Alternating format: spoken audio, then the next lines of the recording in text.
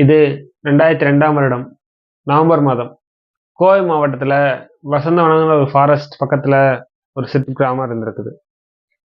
அந்த கிராமத்தில் இருக்கவங்க இரவு நேரம் ஆச்சுன்னா அந்த காடுக்கு வழியாக வர்றதை தவிர்த்திருக்காங்க. காரணம் என்னென்னா, அங்கே இருக்க விலங்குகள் கிடையாது. அந்த காட்டில் ஒரு பெண் ஒருத்தி இருக்கா. அந்த பெண் இரவில் செல்றவங்கள விடமா சிறை பண்ணிக்குவா அப்படின்னு ஊர் மக்கள்ல ஒரு நம்பிக்கை பேசப்பட்டது. வெளியூர்லேருந்து அந்த கிராமத்துக்கு வந்த சந்தோஷங்கிற பையன், இதெல்லாம் காலப்போக்கில் பேசுகிற கட்டுக்கதை தான், அதெல்லாம் உண்மை கிடையாது, விலங்குகள் நினச்சி எல்லாம் பயப்படுவாங்க, நம்ம உள்ளே போகலான்னு ஒரு நண்பனை கூப்பிட்டு காட்டுக்குள்ளே போகிறான். அவன் அந்த காட்டுக்குள்ளே போகிறதுக்கு முன்னாடி அந்த காட்டை பற்றி ஊருக்குள்ளே விசாரிக்க ஆரம்பித்தான்.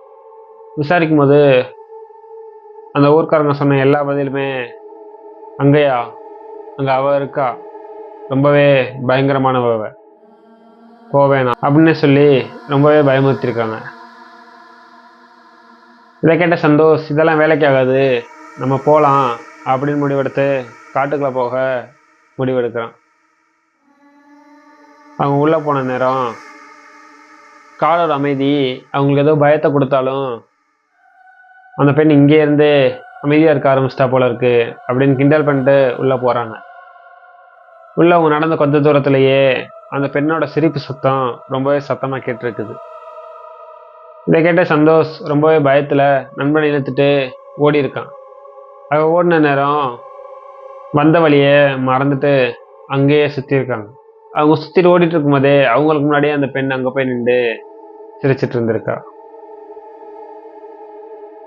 திரும்ப திரும்ப அந்த பெண்ணை பார்த்தனால ரொம்பவே பயந்து போன சந்தோஷம் ஃப்ரெண்டும், எப்படா நம்ம இதில் தப்பிக்க போகிறோம், மாட்டிக்கிட்டோம் அப்படின்னு பயத்திலேயே ஓடிட்டே இருந்திருக்காங்க. ஒரு வழியாக தப்பிச்சு வழியை கண்டுபிடிச்சு அவங்க வெளியில் வந்துட்டாங்க. அவங்க வெளில வந்து அவங்களுக்கு ஒரே குழப்பம். காரணம் என்னென்னா, அவங்க அந்த காட்டுக்குள்ளே வெறும் 15 மினிட்ஸ் தான் இருந்த மாதிரி அவங்களுக்கு தெரிஞ்சிருக்குது. ஆனால் அவங்க போனது இரவு 10 மணி, வெளியில் வந்ததோ காலைல 3 மணி. அவங்க ஏதோ ஒரு பிளாக் ஹோலில் மாட்டின மாதிரி தான் அந்த காட்டுக்குள்ளே சுற்றிக்கிட்டு இருந்திருக்காங்க. இன்ன வரையும் அந்த வசந்தவனத்துக்குள்ளே போகிறக்கான முடிவை வேறு யாரும் எடுக்கவே இல்லை. காரணம் என்னன்னா, இங்கே அவள் இருப்பா. இந்த கதை எந்த அளவுக்கு உண்மையான கதைன்னு தெரியல. ஆனால் இந்த கதையும் நமக்கு இன்ஸ்டாகிராமில் நண்பர் தெரிவித்தது தான். சப்போஸ் இந்த கதையை பற்றி உங்களுக்கு ஏதாவது தெரிஞ்சிருந்துச்சுன்னா கீழே கமெண்ட் பண்ணுங்கள், நான் பார்த்து தெரிஞ்சுக்கிறேன். இந்த கதை பிடிச்சிருந்தா லைக் பண்ணுங்கள். இது மாதிரினா நிறைய கதை கேட்க நம்ம சேனலை சப்ஸ்கிரைப் பண்ணி வச்சுக்கோங்க.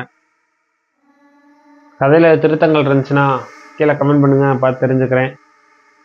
இது மாதிரி கதை உங்களுக்கும் தெரிஞ்சிருந்தா நம்ம இன்ஸ்டாகிராமுக்கு அனுப்புங்க, நம்ம பேசலாம்.